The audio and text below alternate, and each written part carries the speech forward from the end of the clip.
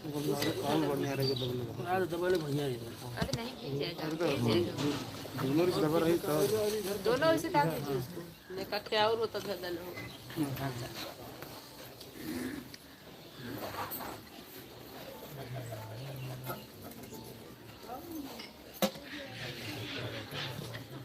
On करो sir.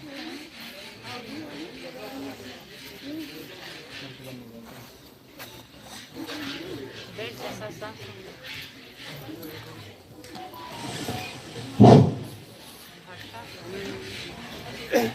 मत भगाइए, बैठेगा भाग जाएंगे। अपना ही भाग जाएगा। साहिबन की सतनाम।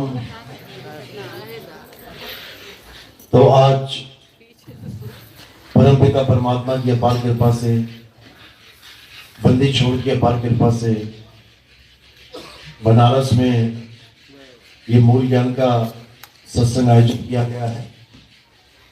बड़े भाग होते हैं उन जीवों के जो अपने पूरे जीवन काल में एक बार भी इस मूल ज्ञान को सुन पाते हैं, और उससे भी बड़े भाग होते हैं उन जीवों के जो इस ज्ञान को थोड़ा सा भी समझ पाते हैं।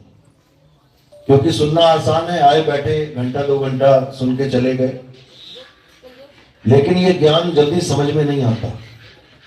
समझ में क्यों नहीं आता, कारण क्या है? क्योंकि आज तक इतना अज्ञान इस दिमाग में जा चुका है, इतना अज्ञान हमारे अंदर भर चुका है कि हम उस अज्ञान को ही ज्ञान मान के बैठ गए। और अब जब असली ज्ञान आया है तो वो समझ में नहीं आता।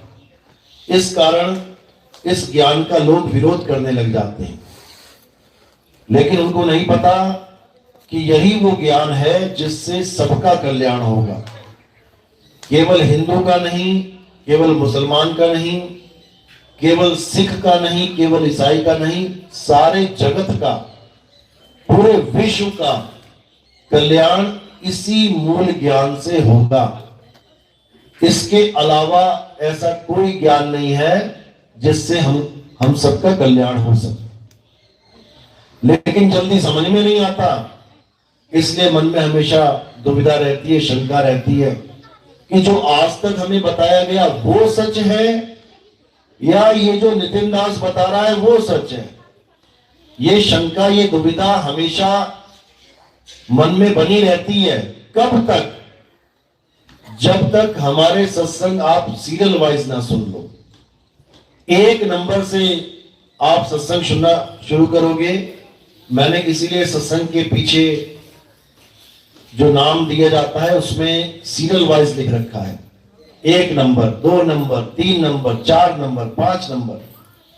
तो करना क्या है? सीरियल वाइज सत्संग सुनने हैं।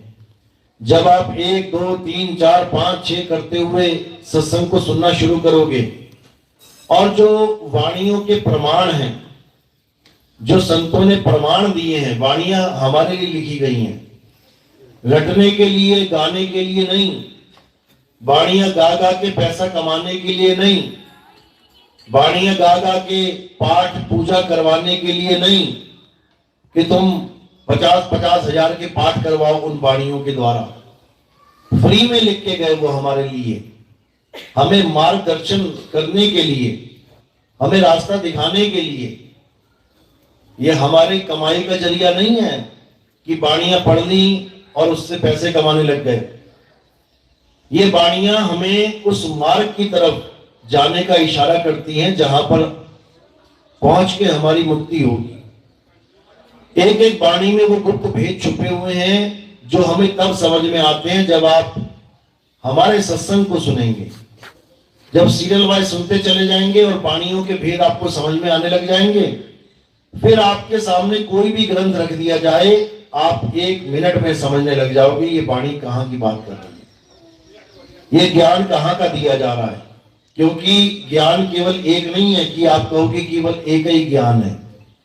हर वाणी में 3 प्रकार के ज्ञान दिए जाते हैं: जीव अवस्था, शिव अवस्था और पीव अवस्था। यानी एक ही स्कूल में तुम्हें ऐसा नहीं है कि एक ही किताब पढ़ रहे हैं सारे बच्चे। छोटे से लेके बड़ा बच्चा एक ही स्कूल में पढ़ेगा। जैसी छुट्टी होगी देखो कितने कितने साइज के बच्चे निकल रहे हैं। कोई छोटा सा बच्चा निकल के आ रहा है, छुट्टी हो गई, छुट्टी हो गई। कोई मध्यम साइज का निकल के आ रहा है और कोई बड़ा बच्चा निकल के आ रहा है। पढ़ एक ही स्कूल में रहे हैं, लेकिन क्या उनकी किताबें एक हैं? नहीं है। एलकेजी वाला एलकेजी की किताब लेके बैठा है, 5वीं वाला 5वीं की किताब पढ़ रहा है, 10वीं वाला 10वीं की पढ़ रहा है, 12वीं वाला 12वीं की पढ़ रहा है, लेकिन स्कूल एक ही है। नाम पूछो कौन सा स्कूल है? सरस्वती शिशु मंदिर, लेकिन क्लास अलग अलग है। इसी प्रकार ये जो ज्ञान है संतों ने हमें दिया है, ये पाठशाला तो एक ही है, लेकिन इसमें लेवल अलग अलग है। कोई जीव अवस्था का ज्ञान है, कहीं शिव अवस्था का ज्ञान है, कहीं पीव अवस्था का ज्ञान। तो जैसी जिसकी बुद्धि है वैसी अवस्था का ज्ञान लेके वो बैठ गया। जिसको जीव अवस्था का ज्ञान समझ में आया उसने जीव को ही परमात्मा बता दिया कि कुछ नहीं है, जब संसार में जीव ही जीव है, बस जीव को जान लो यानी परमात्मा को जान लो। जिसको शिव अवस्था का ज्ञान आ गया वो शिव को पकड़ के बैठ गया कि कुछ नहीं है, शिव ही सत्य है। और जिसे पीव का ज्ञान समझ में आ गया वो पीव अवस्था को जान जाएगा, जो परम अवस्था है, उसके आगे कुछ नहीं है। इसीलिए बोला बहुबंधन में बांधया एक बेचारा जीव, और केवल छूटे आपने जो न छुड़ाए पीव। अब जीव और पीव को जब तक हम समझ नहीं गए तब तक ये बाणियां रट रट के कुछ होने वाला नहीं है मेरे भाई, कुछ होने वाला नहीं है। तो हमने क्या करना है? हमने पीव अवस्था को जानना है। कैसे जान पाएंगे? जब आप हमारे सत्संग सीरियल वाइज सुनना शुरू करेंगे, बिना किसी मतभेद के, बिना किसी लाग लपेट के, बिना किसी पक्षपात के, जो बताया जा रहा है ध्यान से सुनते चले जाओ, अपने आप ही निबेड़ा होना शुरू हो जाएगा। तो आज का सत्संग इसी आधार पे किया जाएगा कि क्या है जीव, क्या है शिव और क्या है पीव। जैसे ये बात आपको समझ में आ जाएगी, आपको अपने आप समझ में आने लग जाएगा कि आपको कैसा गुरु मिल गया है, क्योंकि ज्ञान इन्हीं तीनों के इर्द गिर्द घूम रहा है। जीव वाला जीव को पकड़ के बैठ गया, शिव वाला शिव को पकड़ के बैठ गया, और पीव वाला पीव को पकड़ के बैठाएगा। किसको पकड़ने से हमारा कल्याण होगा, आज के सत्संग में आपको अच्छे से समझ में आ जाएगा। तो आज का सत्संग शुरू करने से पहले परमात्मा के नाम पे जयकारा लगाएंगे और फिर सत्संग शुरू करेंगे। बोलिए परमपिता परमात्मा की, सतगुरु बंदी छोड़ कबीर साहेब की, सतगुरु मदन पति साहेब की, दीवान जौहर पति साहेब की, सतगुरु राम सेवक साहेब की, सतगुरु वराग पति साहेब की, कैलापुर धाम की, सभी संतों की, सभी भक्तों की, इस गांव नगर बस्ती की, आज के आनंद की, सकल हंस को बंदगी, साहेब बंदगी सतनाम। सतगुरु नितिन साहेब की जय। तो कबीर साहब तीनों प्रकार का ज्ञान हमें समझाते हैं। उन्होंने कोई कमी नहीं छोड़ी। अपने ग्रंथों में तीनों प्रकार का ज्ञान समझाते हुए क्या बताते हैं कि एक जीव, एक शिव और एक पीव, इन तीनों को समझ जाओ तो तुम्हें खुद समझ में आने लग जाएगा कि आखिर हमारा इस इंसान जन्म का उद्देश्य क्या है। किसी के साथ कोई मतभेद नहीं है, किसी के साथ कोई झगड़ा नहीं है, किसी के साथ कोई ऊंच नीच वाला काम नहीं है। केवल ये तीन ज्ञान समझ लो, अपने आप ही समझ में आ जाएगा कि सामने जो गुरु बैठा है वो कौन सा ज्ञान दे रहा है। गुरु सब बड़े हैं, ऐसा नहीं कि कोई छोटा है। एलकेजी वाला गुरु भी बड़ा है, अगर वो एलकेजी का पाठ ना पढ़ाए अच्छे से तो तुम यूकेजी में नहीं जा सकते। पहली वाला गुरु भी बड़ा है, अगर पहली क्लास अच्छे से ना पढ़ाए तुम सेकंड में नहीं जा सकते। 10वीं वाला गुरु भी बड़ा है, 10वीं अच्छे से ना पढ़ाए एग्जाम में तुम पास ना हो पाओ तो आगे नहीं जा सकते। इसलिए सबसे पहले ये समझ लो कि गुरु मेरे सभी बड़े, अपनी अपनी थॉट। अब ये नहीं है कि सारे गुरु पार कर देंगे, साहिब ने निबेड़ा कर दिया, अपनी अपनी ठौर। अब क्या ठौर है गुरु की हमें पता नहीं है, इसलिए हम झगड़ा करने लग जाते हैं। हमें अपने गुरु की ठौर नहीं पता होती कि मेरा गुरु कहां तक की पहुंच रखता है, इसलिए हम झगड़ा करने लग जाते हैं कि नहीं, तेरा गुरु अधूरा, मेरा गुरु पूरा। पूरा गुरु वाला भी अगर तुम्हें समझाने आ जाए कि तेरा गुरु अधूरा है, समझ जा, नहीं समझ में आएगा। क्यों? ठौर ही नहीं पता है। तो इस ठौर को समझना है। 3 ठौर हैं, एक जीव ठौर है, एक शिव ठौर है और एक पीव ठौर है। इन तीनों ठौर को समझ जाना है। तो सबसे पहले जीव पे आ जाते हैं। कह रहे हैं जीव, जो जीव को सर्वे सर्वा मानते हैं। बहुत से पंथ हैं, एक का नाम क्या लूं, बहुत से पंथ हैं। कबीर पंथ में भी हैं।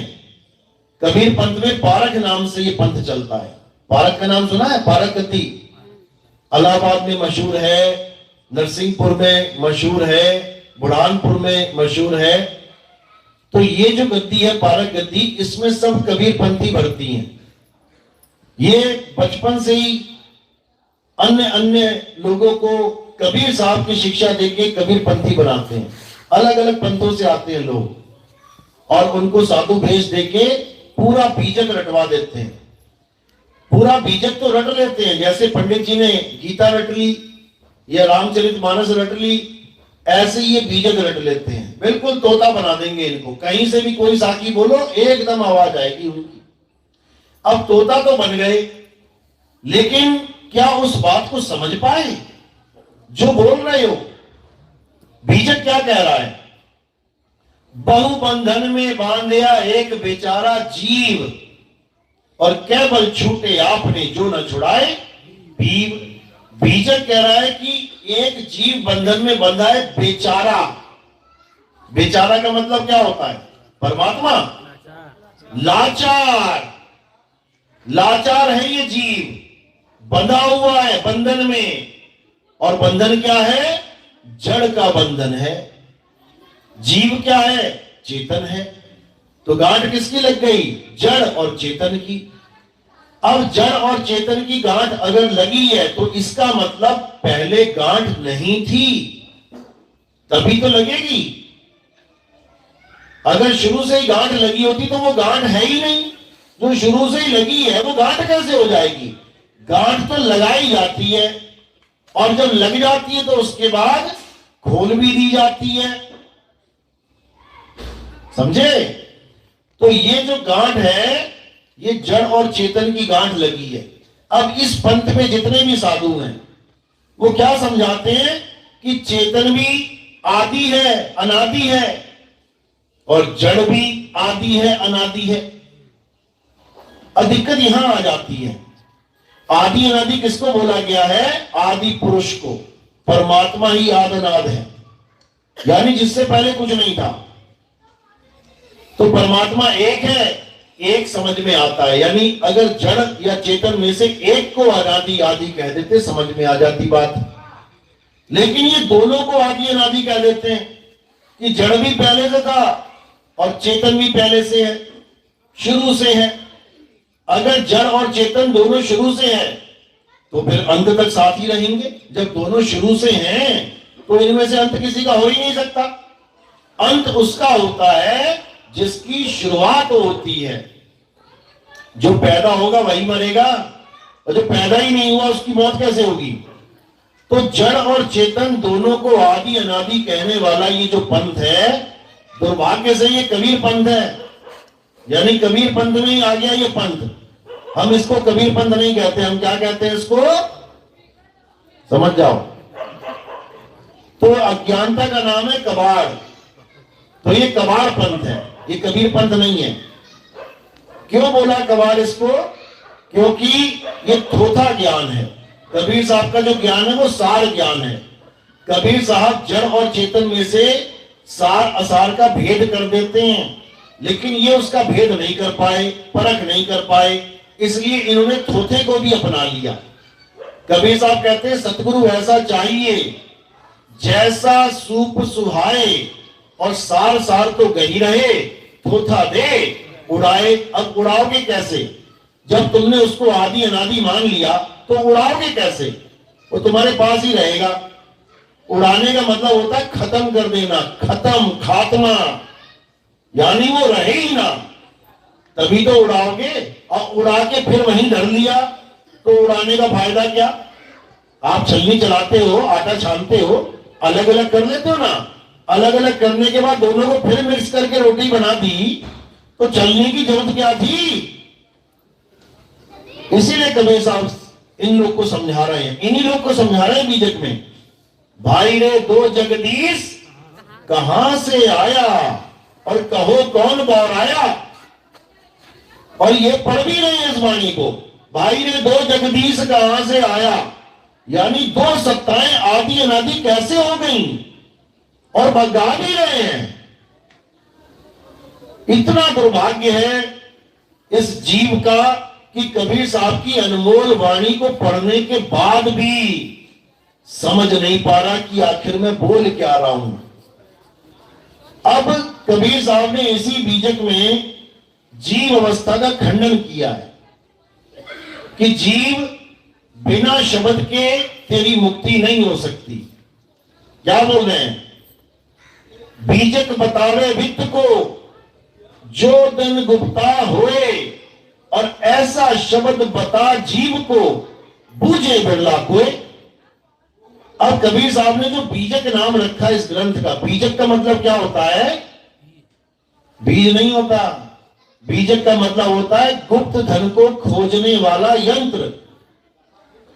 कई लोग सोना खोजते हैं, एक रॉड सी पकड़ी होती है हाथ में, आगे गोल सा पॉइंट होता है, उसको खोजते खोजते देखते हैं कि जहां भी सोना होता है वहां वो बजने लग जाता है, टी टी टी टी। और जमीन के नीचे सोना है लेकिन हाथ में बीजक है, यंत्र है, तो गुप्त धन मिल जाएगा। तो कहते हैं बीजक बतावे वित्त को जो धन गुप्ता होए, ऐसा शब्द बता जीव को बूझे बिरला कोई। यानी इस जीव की मुक्ति कैसे होगी? ऐसा शब्द बता जीव को।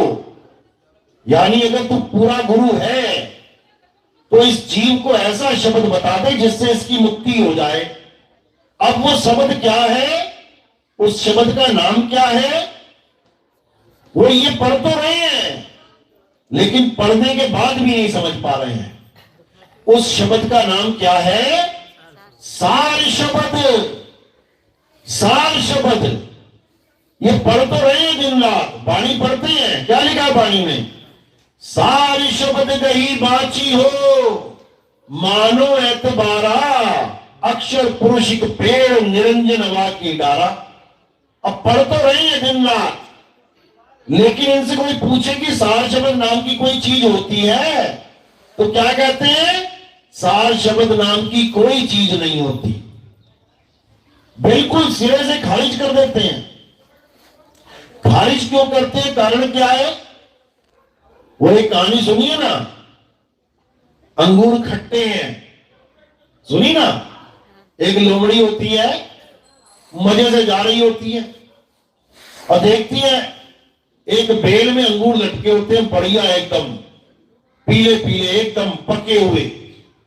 अब सोचती है कि ये अंगूर अगर मुझे मिल जाएं तो क्या बात है, आनंद ही आ जाए। अब लगती है छलांग मारने। अब छोटी सी लोमड़ी कहां छलांग मार पाएगी इतनी ऊंची? एक मारती है, दो मारती है, 50 मारती है, 100 मारती है, थक जाती है, फिर चल पड़ती है वहां से और क्या कहती है? अंगूर खट्टे हैं।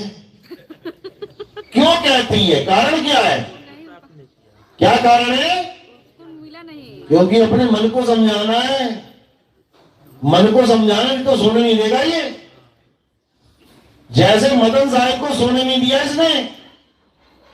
मदन साहब अष्टांग योग सिद्ध थे, अष्टांग योग सिद्ध। ये ध्यान समाधि समाधि सब करके छोड़ चुके थे, वो खत्म था खेल, सिद्ध हो चुके थे। जब उन्होंने कबीर बीजक पढ़ी और जब उन्होंने ये लाइन पढ़ी कि सार शब्द कही बाची हो मानो एतबारा, भाई साहब नींदें उड़ गई उनकी, नींदें उड़ गई, सब कुछ छोड़ दिया, जंगल में चले गए कि परमात्मा अगर है तो आके मुझे सार शब्द का भेद बताए, नहीं तो ये है तलवार और ये है गर्दन। आज भी खरौना आश्रम में वो तलवार पड़ी हुई है जो मदन साहब अपनी गर्दन पे रख चुके थे काटने के लिए। 7 दिन तक आंख बंद करके बैठ गए कि परमात्मा आए और मुझे सार शब्द का ज्ञान बताए। बाकी संतों को बताया तो मुझे भी बताए। अटल भक्ति करी, 7 दिन तक उठे नहीं, और जब उठे तो रख दी गर्दन पे तलवार कि परमात्मा नाम की कोई चीज नहीं है। तो जब तलवार रख दी तो कबीर साहब आए वहां पे और उनको ज्ञान, सार शब्द का ज्ञान समझाया। ये वाणी कहां दर्ज है जो उनकी आपस में बात हुई? ये बड़ैया गद्दी से एक ग्रंथ प्रकाशित है, सन 1986 में ये प्रकाशित हुआ था। ग्रंथ का नाम है अभिनंदन। ग्रंथ का नाम अभिनंदन क्यों रखा गया? अभिनंदन का मतलब होता है स्वागतम, यानी उस ज्ञान के स्वागत के लिए इस ग्रंथ का नाम अभिनंदन ग्रंथ रखा गया, जो ज्ञान पूरे विश्व को जगाने के लिए एक दिन आएगा। इसलिए उस ग्रंथ का नाम कोई कबीर वाणी या कबीर ज्ञान या कबीर ये या कबीर वो ना रख के क्या रखा गया? अभिनंदन। ये उस ज्ञान का अभिनंदन है। उस अभिनंदन ग्रंथ में कबीर साहब और मदन साहब की वार्ता है, जिसमें कबीर साहब मदन साहब को सार शब्द का पूरा ज्ञान समझा रहे हैं और बता रहे हैं कि मदन, इस सार शब्द के बिना एक भी जीव बचने वाला नहीं है। चाहे वो विहंगम योग वाला 5 साधना की 5 भूमियों की साधना करता मर जाए, चाहे वो किसी भी पंथ में 5 नाम 7 नाम 10 नाम जपता मर जाए, चाहे वो निरंकारी पंथ में दोनों हाथों के बीच में परमात्मा को देखता देखता मर जाए, चाहे वो मंदिर मस्जिद गुरुद्वारों में सारी उम्र धक्के खाता हुआ मर जाए, किसी का भी कल्याण बिना सार शब्द के नहीं होने वाला। तो मदन साहब ने कहा, भाई फिर ये सार शब्द गुरुजी कैसे मिलेगा सबको, कैसे प्राप्त होगा, कैसे आप सबके पास जाओगे? जैसे आप मेरे पास आए हो, किस किस के पास जाओगे? कैसे ये ज्ञान पूरे संसार में उजागर होगा? तब मदन साहब को कबीर साहब ने क्या समझाया कि उसकी चिंता तुम मत करो, उसकी चिंता किसी को करने की जरूरत नहीं। एक ऐसा समय आएगा जब पूरे विश्व में, पूरा विश्व, ये यूपी एमपी हरियाणा नहीं है, पूरा विश्व यानी Japan, Singapore, Italy, France, America, Canada, Greece, Lithuania, Dubai, Oman, जितने भी देश तुम्हें दिखाई दे रहे हैं, ये सब देशों में ज्ञान फैल जाएगा। अब ये कैसे फैलेगा? उस समय तो ये मुमकिन नहीं था, ना कोई मोबाइल थे, ना कोई इंटरनेट था। साधु महात्मा बेचारे पैदल जाते थे, जहां गांव में बैठ गए वहां ज्ञान दे दिया। जो नहीं गांव तक पहुंच पाया, भले पड़ोसी गांव का क्यों ना हो, उसको नहीं मिलेगा, आगे बढ़ गए। तो उन्होंने बोला कि एक ऐसा समय आएगा जब ये ज्ञान पूरे संसार में छा जाएगा। क्या बोला उन्होंने? कहते, चौथी गद्दी हुई अवतारा, ताका चरित्र विदित संसारा, मेरी बात सांच कर मानो, मदन बात अपने मन मानो, चौथी गद्दी का विस्तारा, डंका बाजी सब संसारा, हम उनके सिर बैठब आई, और वहां से पार कोई नहीं पाई, सार शब्द मुख करब पसारा। कहते सारी दुनिया का पसारा, सारी दुनिया में सार शब्द का पसारा इस मुंह से कर देंगे। इसका मतलब ये नहीं कि कोई सार शब्द मुंह से बोलने वाला जाप मंत्र है, बिल्कुल नहीं। कहते पूरे संसार में इस सार शब्द का डंका बजेगा और सारे जीवों का कल्याण होगा। जो विवेकी होगा वो इस ज्ञान को सुनते ही जाग जाएगा और अपने आप इस पंथ में जुड़ता चला जाएगा। और ये पंथ कबीर सागर में भी इसके बारे में समझाया गया। क्या कहते हैं? 12 पंथ काल पुरमाना, भूले जीव न जाए ठिकाना, 13वें पंथ हम ही चले आए, सब पंथ मेट के एक पंथ चलाएं। ये वाणी 600 साल पहले दर्ज थी कबीर सागर में। इसको पढ़ पढ़ के लोगों ने खूब अटकलें लगाने की कोशिश करी कि वो हमारे गुरुजी हैं, वो हमारे गुरुजी हैं। और गुरुजी करते जेल चले गए कई। वो 13वां पंथ करते करते खात्मा हो गया उनका। लेकिन कोई समझ नहीं पाया कि 13वां पंथ होता क्या है और कैसे ये उजागर होगा। तो कबीर साहब वहां पर भी कह रहे हैं कि 13वें पंथ हम ही चले आए। उन्होंने ये नहीं कहा कि किसी और को भेजेंगे। जो लोगों को भ्रमित करते हैं कि कबीर साहब तो नहीं आए इस बार, मुझे भेज दिया है, ऐसा नहीं है। अगर कृष्ण जी ने कहा कि मैं आऊंगा द्वापर में तो आएंगे, अगर राम जी ने कहा मैं आऊंगा त्रेता में तो आएंगे। समझ लो, इसी प्रकार बोला गया कि कल की अवतार आएंगे तो आएंगे। उसमें कोई ये नहीं कह सकता इस बार कल की अवतार नहीं आए, अपने छोटे भाई को भेज दिया। ऐसा नहीं होगा। वो आएंगे तो आएंगे। और कल की अवतार उनके लिए घोड़े पे बैठे तलवार पकड़े कल की अवतार है जो देह के पुजारी हैं, जो काया के पुजारी हैं। संतों की भाषा में कल की अवतार का नाम क्या रखा गया है? निकलंक राया। निकलंक राया। और जो कल की अवतार होंगे निकलंक राया, उनके नाम में झलक जाएगा। तुम्हें याद रखना, निकलंक राया ये वाणियों में दर्ज है, नितिन दास नहीं बोल रहा है। उसके नाम में तुम्हें दोनों शब्द मिल जाएंगे जब भेद जानोगे कि कहते क्या है निकलंक को। निकलंक का मतलब होता है जिसमें कोई कलंक ना हो। किसमें कलंक नहीं होगा? काया में कलंक लग जाता है। काया में तुम कितनी कलंक लगा लो। निकलंक का मतलब है जिसमें कलंक ना लग पाए। और निकलंक क्या है? आत्मा ही निकलंक है। कलंक किसमें लगता है? जो 3 गुणों में आ जाता है, जो रजोगुण सतोगुण तमोगुण में आ जाता है। यानी पैदा होने वाला, पलने वाला और नाश होने वाला जो भी है उसमें कलंक लग जाता है। लेकिन जो 3 गुणों से परे है उसमें कभी कलंक नहीं लगता। वो तत्वों से परे है, इसलिए उसे नी तत्व बोला गया है। वो शब्दों से परे है, इसीलिए उसे नी शब्द बोला गया है। वो इंद्रियों से परे है, इसलिए उसे इंद्रियतीत बोला गया है। वो मन और माया से परे है, इसलिए मनोतीत मायातीत बोला गया है। लेकिन ये कोई समझ नहीं पाता और उठा के कल की अवतार को फिर वही घोड़े पे बैठा देते हैं। तो ये ज्ञानियों का कल की अवतार अलग है और अज्ञानियों का कल की अवतार अलग है। जैसे कृष्ण जी, ज्ञानियों के कृष्ण जी अलग हैं और अज्ञानियों के कृष्ण जी अलग हैं।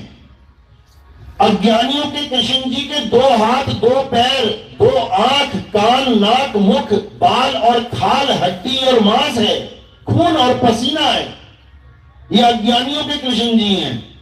और ज्ञानियों के कृष्ण जी वो देह नहीं है, वो अजन्मे हैं। उनका कभी जन्म और मरण नहीं होता। और ये लिखा भी है गीता में। ये मत सोचना नितिन दास बोल रहा है।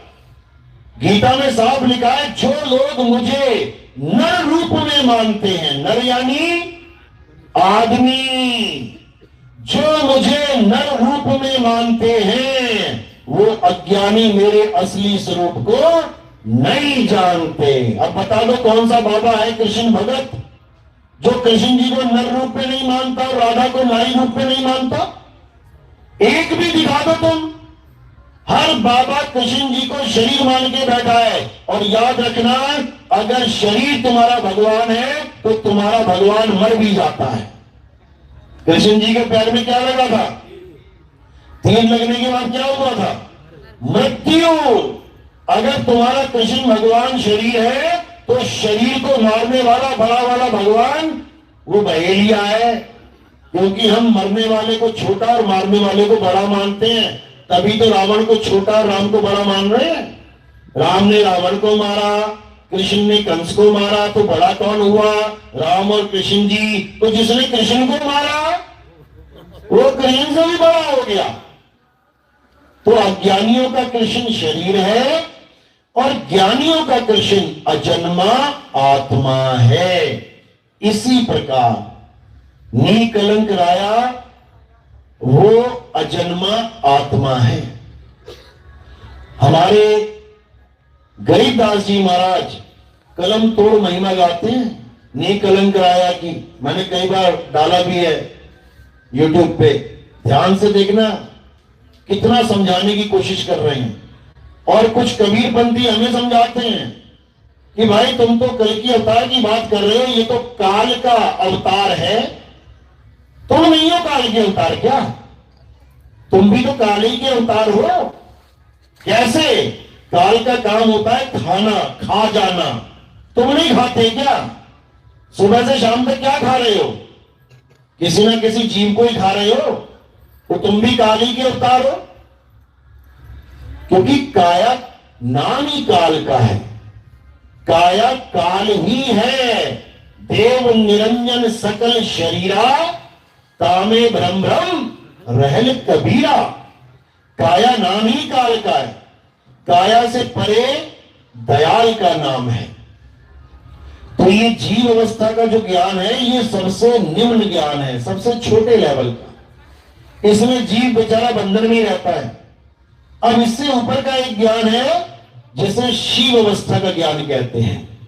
यानी साकार जीव को तो नहीं मान रहा है कोई, साकार आदमी औरत को नहीं मान रहा है, साकार जानवरों को नहीं मान रहा है, साकार पेड़ पौधों को नहीं मान रहा है, लेकिन किसको मान रहा है? निराकार को। इसी को शिव कहते हैं। निराकार क्या है? जितनी भी साकार वस्तुएं तुम्हें दिखाई दे रही हैं ये सब निराकार में ही घूम रही हैं।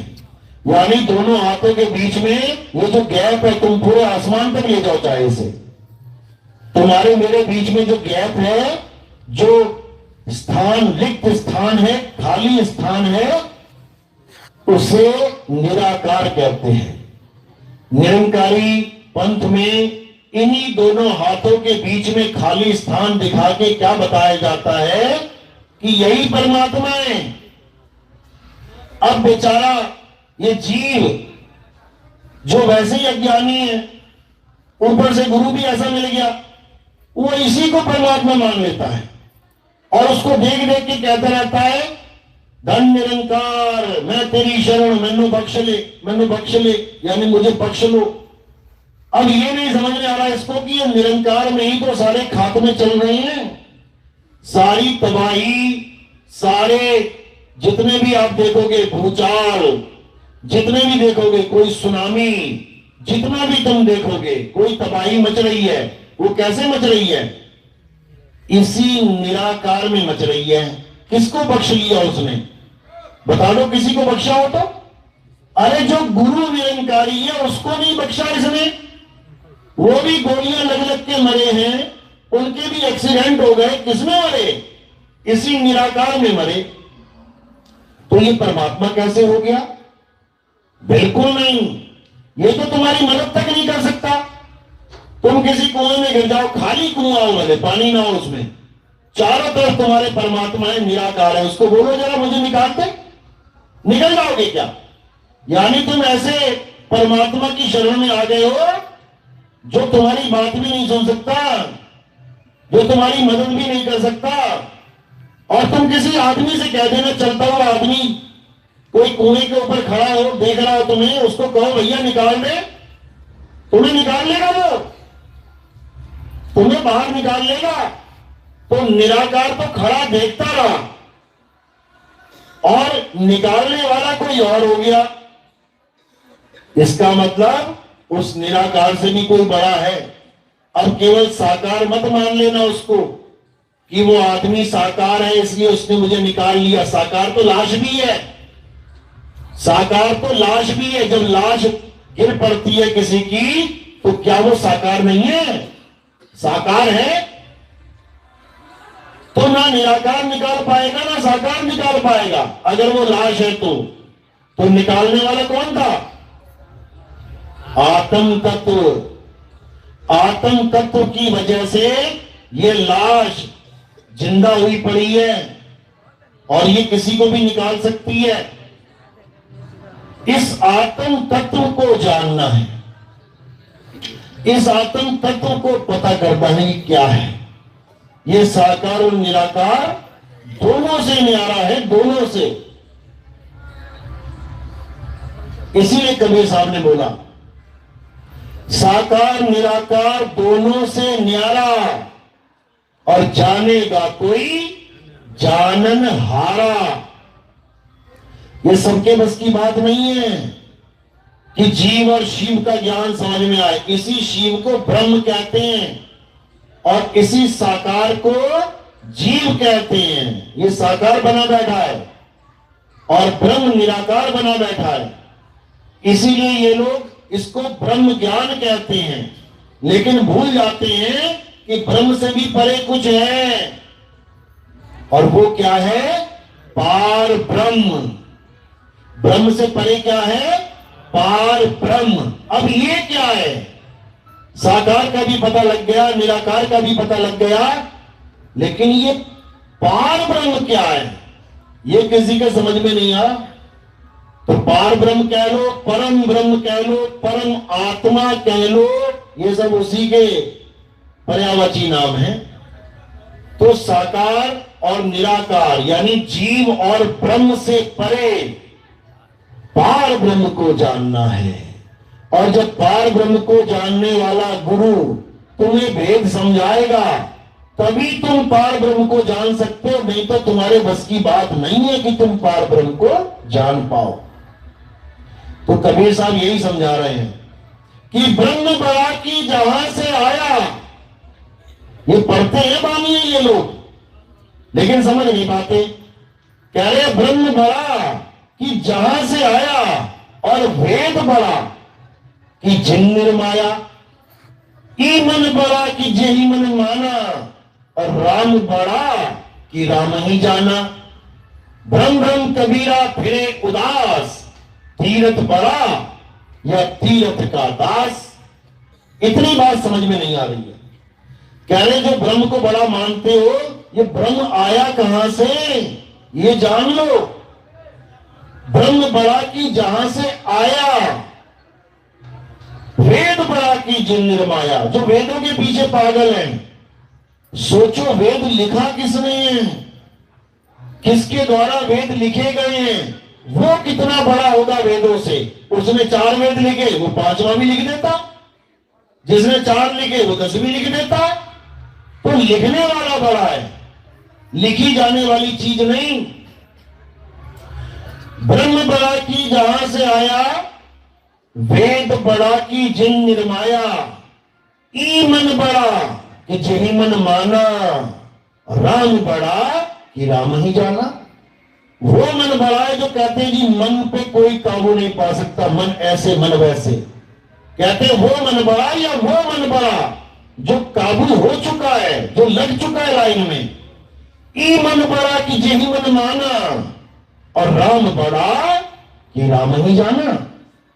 वो राम बड़ा है जिसको तुमने लिख दिया दीवार पे, या वो बड़ा है जो उसको लिखने के बाद जान रहा है कि मैंने क्या लिखा है। यानी लिखने वाला बड़ा है और लिखी जाने वाली चीज छोटी है। जिसने लिखा है वो मिटा भी सकता है, अभी तुम लिख के मिटा दो। तो ये वो राम नहीं है लिखा और मिटे जाने वाला जिससे कल्याण होगा। कौन सा राम है? जिसके लिए कबीर साहब गुरु ग्रंथ साहब में कहते हैं, अंग नंबर 340 पढ़ो। क्या कह रहे हैं? ओंकार आदि में जाना, लिखी और मिटे ताही न माना। ओंकार लखे जो कोई और जिन ये लखा सो बिरला कोई। कहते मैं उसको नहीं मानता जो लिखे और मेटे में आ जाता है। यानी लिखने मेटने में क्या आता है? 52 अक्षर, 52 अक्षरों के नाम ये लिखने मेटने में आ जाते हैं। तुम राम लिखो, राम मिटा दो। तुम वाहेगुरु लिखो, वाहेगुरु मिटा दो। तुम गॉड लिखो, गॉड मिटा दो। तुम कबीर लिखो, कबीर मिटा दो। तुम कुछ भी लिखो, कुछ भी मिटा दो। तो लिखने और मिटने वाला खेल ये कबीर साहब का नहीं है। गरीदास जी महाराज समझाते हैं, 52 अक्षर लेख राम रंग होरी हो। समझा रहे हैं कि 52 अक्षर क्या है? लेख है। लेख मतलब लिखी जाने वाली चीज। जैसे हम कहते हैं बड़ा सुंदर लेख लिखा है तुमने, अब कहां लिखा है? कागज पे। किससे लिखा है? कलम से। तो कह रहे कागज कलम कलेस राम रंग होरी हो। यानी ये कागज पे लिखे जाने वाले सारे नाम जो ग्रंथों का सहारा दिखा दिखा के, ग्रंथों का सहारा ले लेके,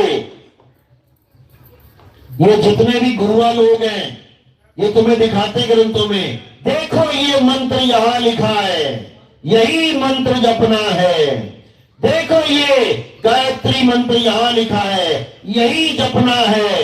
देखो ये राम राम यहां लिखा है, यही जपना है। और कबीरपंथी, देखो ये लिखा है कबीर कबीर, यही जपना है। ये सब अज्ञान है। ये 52 अक्षरों का खेल है। ये कागज कलम कलेस है। तो कह रहे हैं 52 अक्षर लेख राम रंग होरी हो। कागज कलम कलेस राम रंग होरी हो। वो अक्षर या में ना ही राम रंग होरी हो। इन 52 अक्षरों में वो परमात्मा का अक्षर नहीं है। परमात्मा का आदि अक्षर, आदि नाम इन 52 अक्षरों में नहीं है।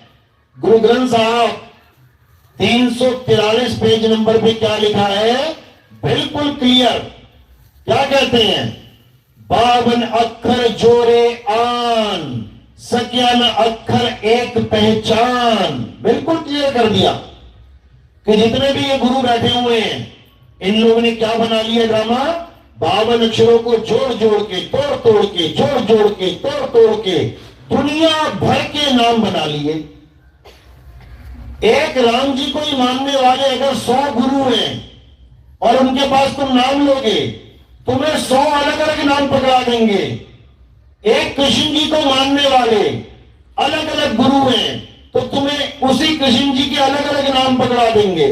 कोई कहेगा हरे कृष्णा जप लो, कोई कहेगा हरे श्यामा जप लो, कोई कहेगा हे मधुसूदन जप लो, कोई कुछ जप लो, कोई कुछ जप लो। आखिर इतने नाम कहां से आ गए इन लोग के पास? इन 52 अक्षरों की वजह से। अब करना क्या है?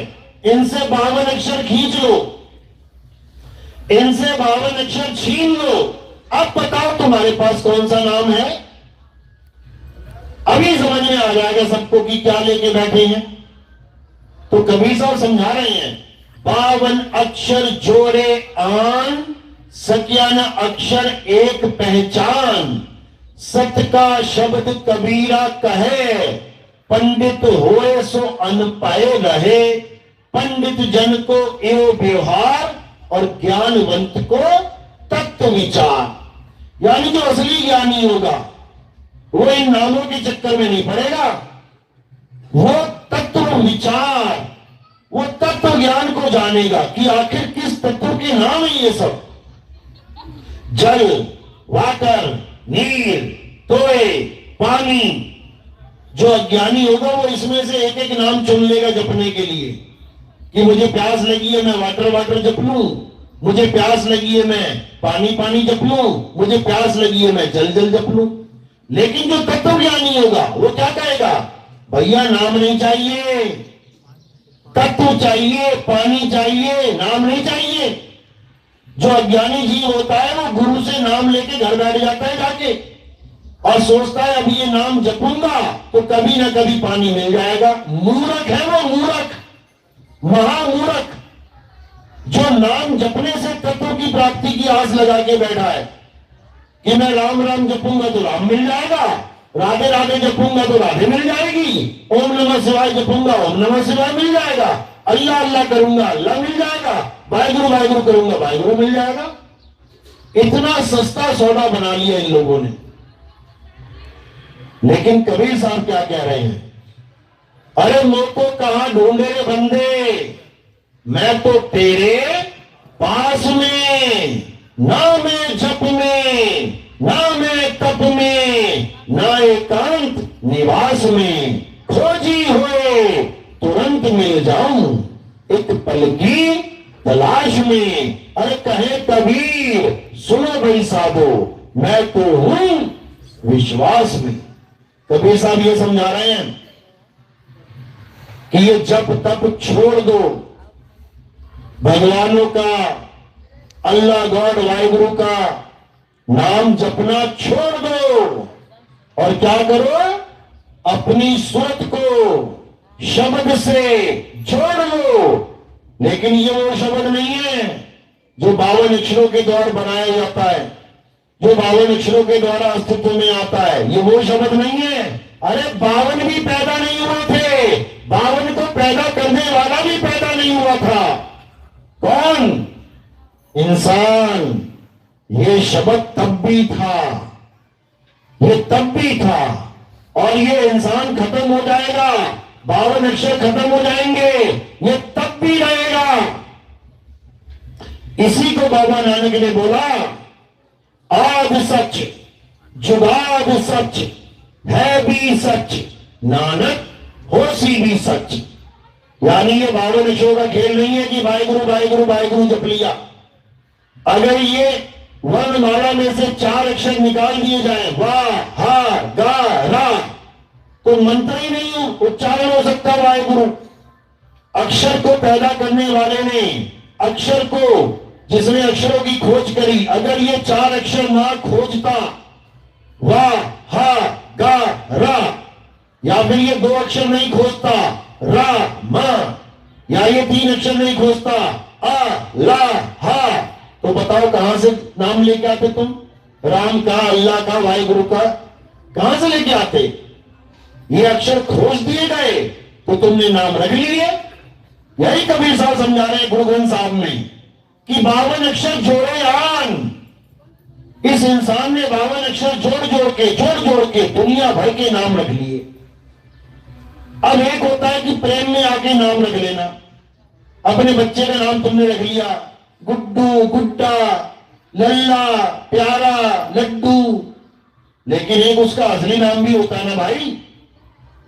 अब वो एयरपोर्ट पे जा रहा है, उसको पूछा जा रहा है तुम्हारा क्या नाम है? मेरा नाम तो लड्डू है। क्यों? मेरे पापा मुझे लड्डू कहते हैं। चलेगा क्या उसका नाम? नहीं चलेगा। उसका असली नाम पूछा जाएगा कि तेरा असली नाम क्या है, वो देखा जाएगा, तब अंदर घुसेगा वो। इसी प्रकार ये तो एक उदाहरण है, वो लड्डू भी 52 में आता है और वो असली नाम भी 52 में आता है, लेकिन यहां 52 भी फेल हो रहा है और 52 से ही अंदर जा रहा है। यानी 52 में भी एक असली नाम और एक नकली नाम है। कहते हैं क्या नाम है तुम्हारा? मेरा नाम है सुनीता।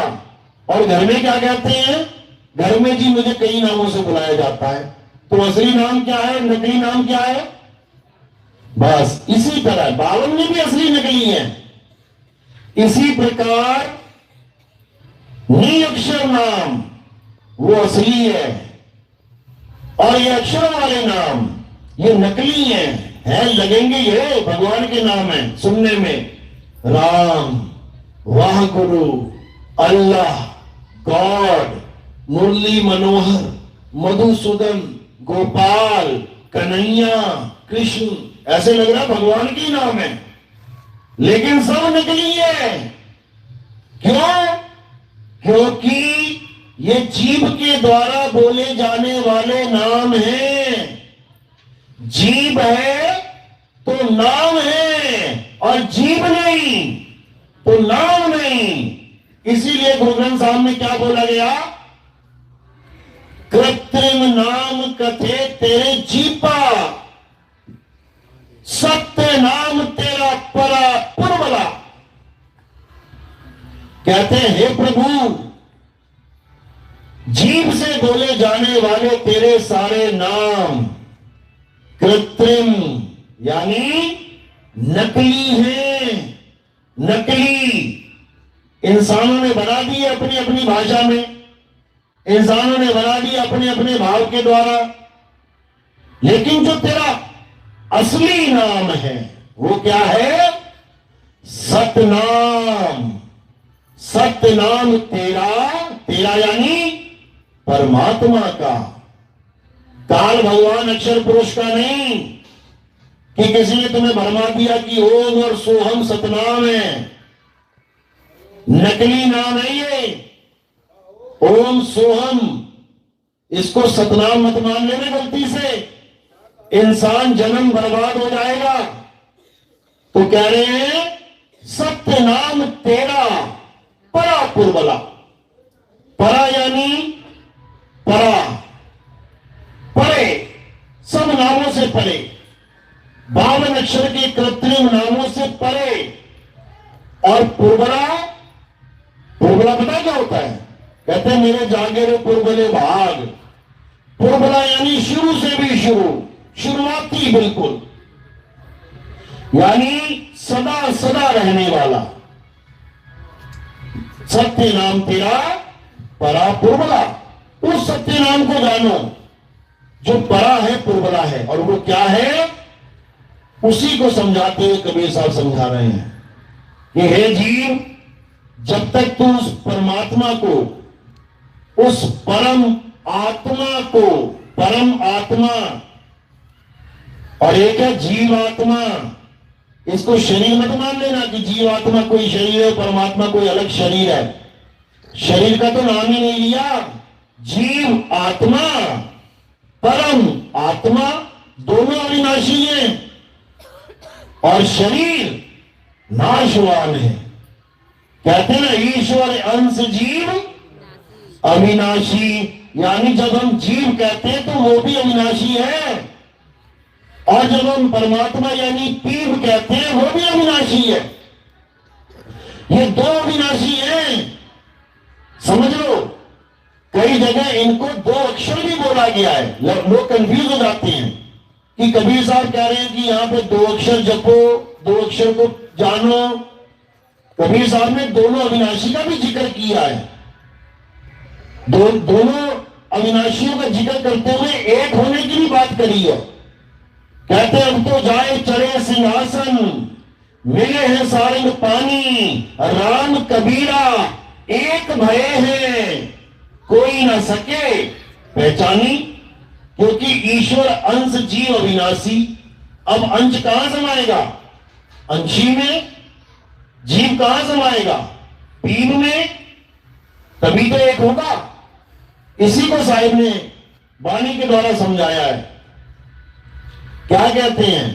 तो ही मोही मोही तो ही अंतर कैसा, कनक कटिक जल तरंग जैसा। यानी देखने में ये दो अलग अलग लगेंगे, लेकिन एक ही रूप है इनका।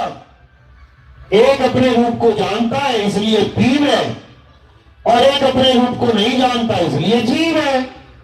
बस इतनी सी बात है।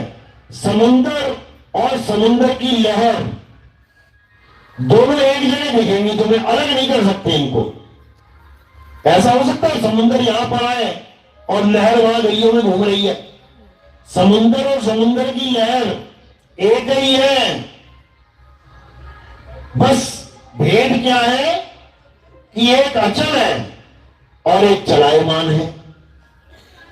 जो अचल है वो स्थिर है, और जो चलायमान है वो उसके ऊपर चल रही है। उसको तुम गिन सकते हो, एक लहर आ गई, दो लहर आ गई, तीन लहर आ गई, लेकिन वो समुद्र ही है। कब? जब वो चल से अचल हो जाए।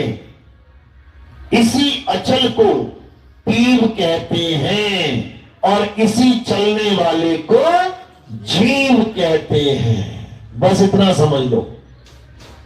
तो क्या करना है? ऐसी बंदगी करनी है कि ये जीव कैसे ही जगदीश हो जाए।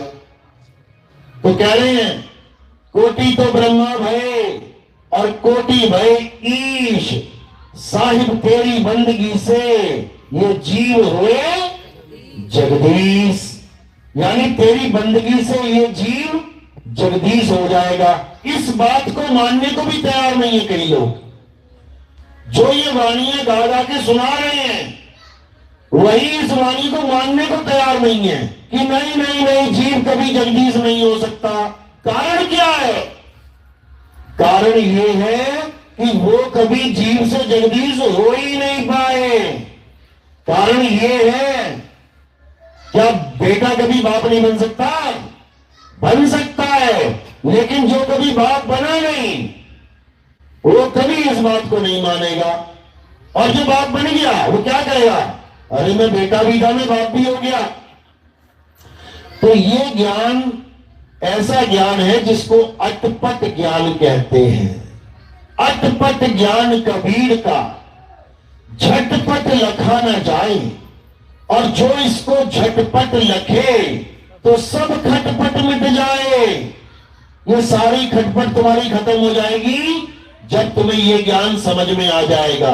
और ये ज्ञान कोई जपने वाला ज्ञान नहीं है कि कबीर साहब ये नाम जपवाने आए थे, कबीर साहब वो नाम जपवाने आए थे। अरे कबीर साहब सारे नाम छुड़वाने आए थे। छोड़ दो ये नाम जाप और क्या करो? जीव को पीर कैसे करना है ये जानो, उस बंदगी को जानो जिससे तुम्हारा कल्याण हो जाए। तो यही कबीर साहब समझा रहे हैं, लेकिन अज्ञानी जीव इसको समझ में उसके नहीं आ रहा है। कबीर साहब समझा भी रहे हैं कि आदि नाम हम भाग सुनाया, और मूर्ख जीव समझ नहीं पाया। कह रहे आदि नाम को मैंने मुख से भाग भाग के सुनाया। इसका मतलब ये नहीं वो कोई मंत्र था, सत्य कबीरा, ये आदि नाम बना दिया इन मूर्खों ने। सत्य कबीरा नाम जपवा के, आदि नाम बोल के लोगों को भरमा दिया। किसने भरमा दिया? हंस मुनि कालदूत ने। एक्टिवेट है पूरा, ये पूरा एक्टिवेट है। अभी पता नहीं कितने लाखों जीवों को भरमाएगा। 1-1 लाख रुपए में सार शब्द दिया जाता है, और सार शब्द के नाम पे क्या दिया गया? सत्य कबीरा। बताओ, 52 अक्षर है ये, तुम्हें 52 के जंजाल में फंसा दिया। कबीर साहब कह रहे हैं कि मैंने आदि नाम के बारे में बता बता के ग्रंथ भर दिए।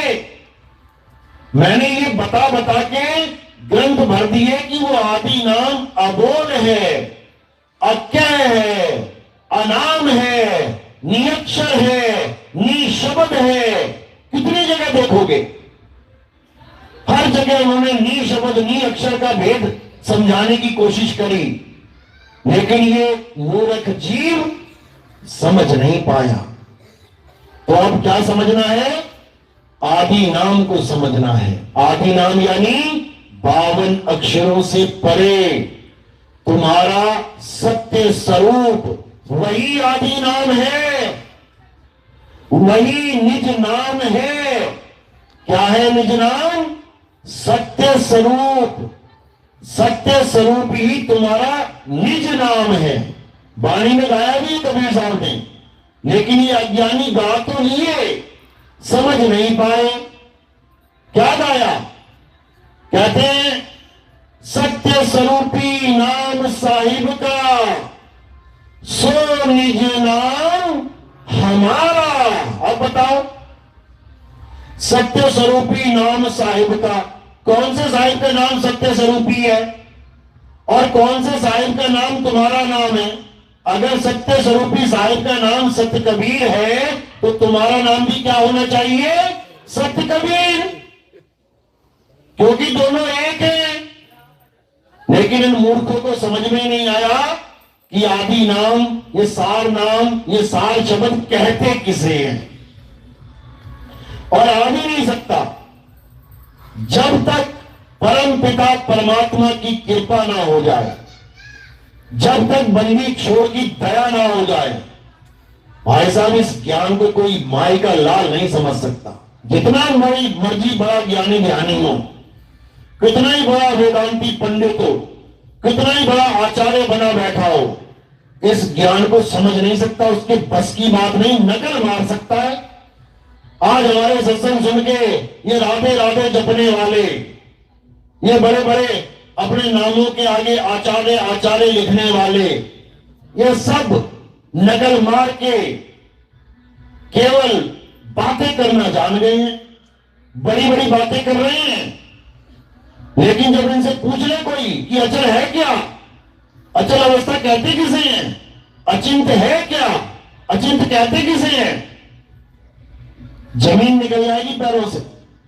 लेकिन लोग बातों का हलवा खाने में आनंद लेते हैं कि क्या बात कही है, क्या बात, अब उसको कही का अनुभव है कि नहीं ये नहीं पता, लेकिन क्या बात कही है। अरे कही बात तो सुन सुन के तुम कह लो, कितनी देर लगती है। किसी ने रसगुल्ला खा के कहा वाह मजा आ गया, तुम कह लो बिना रसगुल्ला खाए वाह मजा आ गया। ये तो मुंह का स्वाद जानता है ना कि किसको आनंद मिला और किसको नहीं मिला। आवाज तो दोनों की एक ही निकल रही है। इसीलिए कबीर साहब ने कहा कि ये आत्मा आत्मा करने वाले बहुत आएंगे, अभी ये पंडाल भर जाएंगे, तुम्हें जगह जगह आत्मा आत्मा करने वाले लोग मिलेंगे। ये वाणी 600 साल पहले बोल के गए थे कबीर साहब, अभी सिद्ध नहीं हुई है, होने वाली है।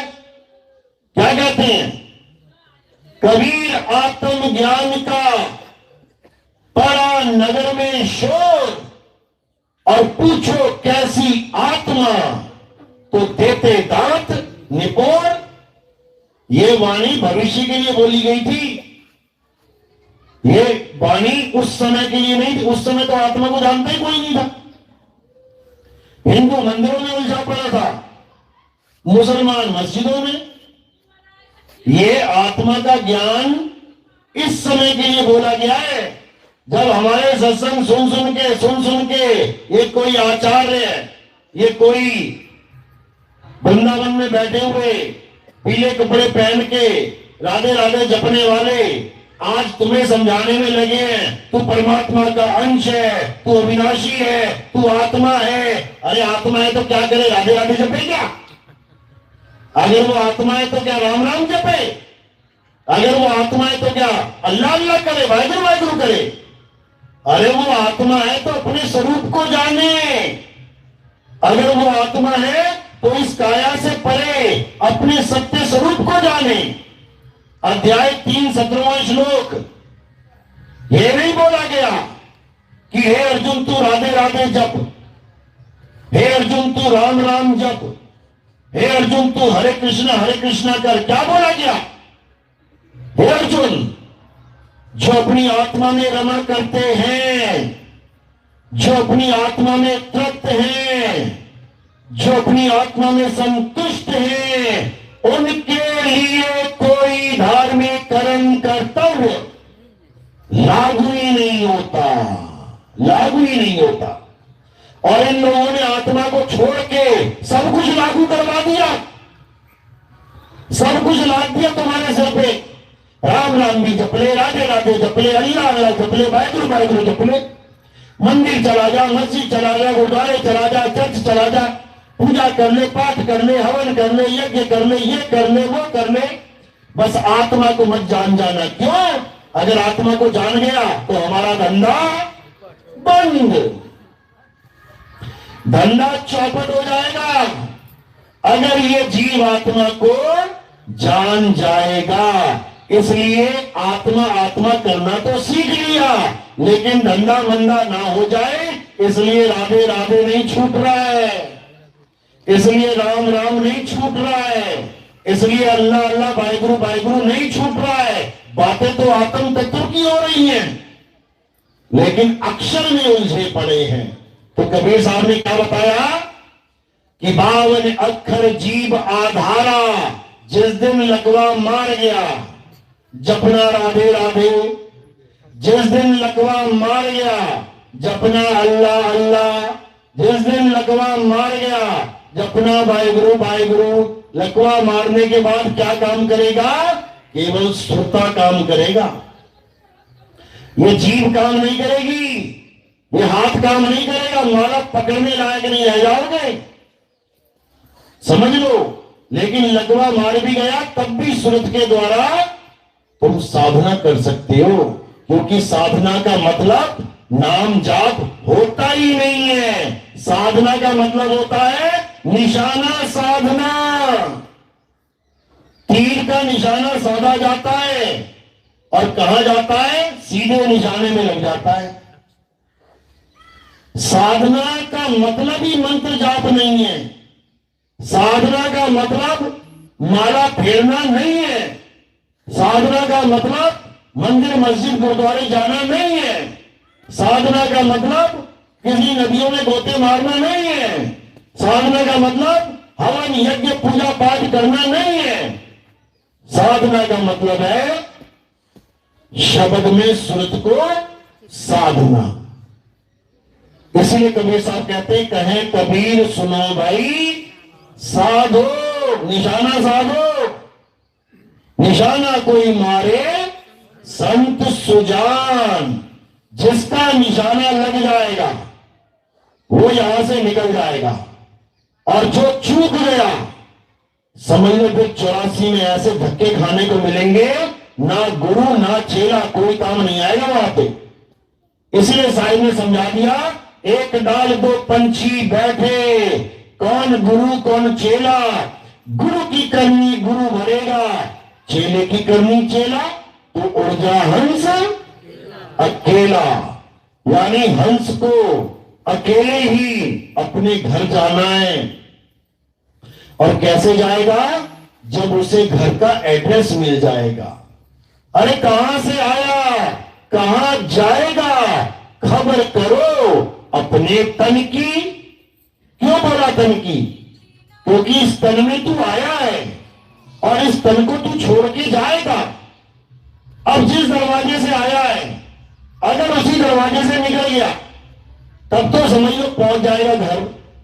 और अगर जिस दरवाजे से आया है वहां से ना निकल के कहीं और से निकल गया तो जाएगा फंस। तो इसलिए साहिब क्या समझा रहे हैं कि अपने दरवाजे को जान लो, परमात्मा के दर को जान लो। इसीलिए बोला जाता है दरवेश, यानी उस दर पे खड़े हो जाओ जहां तुम्हें तुम्हारा असली वेश मिलेगा, नकली वेश उतर जाएगा वहां पे। इसलिए दरवेश बोला गया। लोगों ने क्या सोच लिया, दरवेश का मतलब होता है चोले पहन के भीख मांगो, ये दरवेश ही है, दर दर पे भटकने वाला। ये उस दर की बात चल रही है, उस द्वार की बात चल रही है जिसके लिए साहिब ने बोला, द्वार धनी के पड़े रहो, धक्का धनी का खाओ, और कब हो धनी निवाजी हैं, जो दर छाड़ना जाओ। उस दरवाजे को छोड़ के मत जाना, वो पीर का दरवाजा है, उसी को शब्द द्वार कहते हैं। अरे शब्द बिना सूरत आंधड़ी, कहो कहां को जाए, और द्वार न पावे शब्द का, फिर भटका खाए। शब्द का द्वार चाहिए हमें, ये 52 अक्षरी शब्द नहीं चाहिए, शब्द का द्वार चाहिए। 10वीं पातशाही ने बोला, आज्ञा भई अकाल की, तभी चलायो पंथ, सब सिखन को हुक्म है, गुरु मानियो ग्रंथ। गुरु मानियो ग्रंथ, प्रगट गुरा की देह, और जो प्रभु को मिलबो चाहे, तो खोज शब्द में ले। इसका मतलब यह नहीं कि गुरु ग्रंथ साहब के शब्दों में खोजो प्रभु कहां है, वो शब्द गुरु की बात चल रही है। प्रभु को खोजना है तो शब्द में खोज। और कौन से शब्द में? हिंदी के, पंजाबी के, उर्दू के, फारसी के, जर्मन के, फ्रेंच के, इटली के, डच के, किसके? सार शब्द में, अक्षर में खोज, उसमें खोज, उसमें प्रभु मिलेंगे। उसी शब्द की महिमा बाबा नानक ने गाई है। क्या बोला? शब्द गुरु सूरत धुन चेला, दोनों में से शरीर कोई नहीं है, दोनों में से काया कोई नहीं है, ना चेला ना गुरु। तो इसी को समझना है और उस शब्द गुरु को वंदना करना है, उस शब्द गुरु से प्रेम करना है, उस शब्द गुरु में समाना है। बोलिए परमपिता परमात्मा की सदा ही जय हो। साहिब बंदगी सतनाम।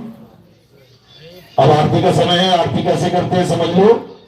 हमारे यहाँ आरती किसी काया माया की नहीं होती, हमारे यहाँ आरती आत्मा की होती है। अब ये आत्मा कहां से पकड़ के लाएंगे? मेरे पास आत्मा है, वो आत्मा ही समझा रही है सब।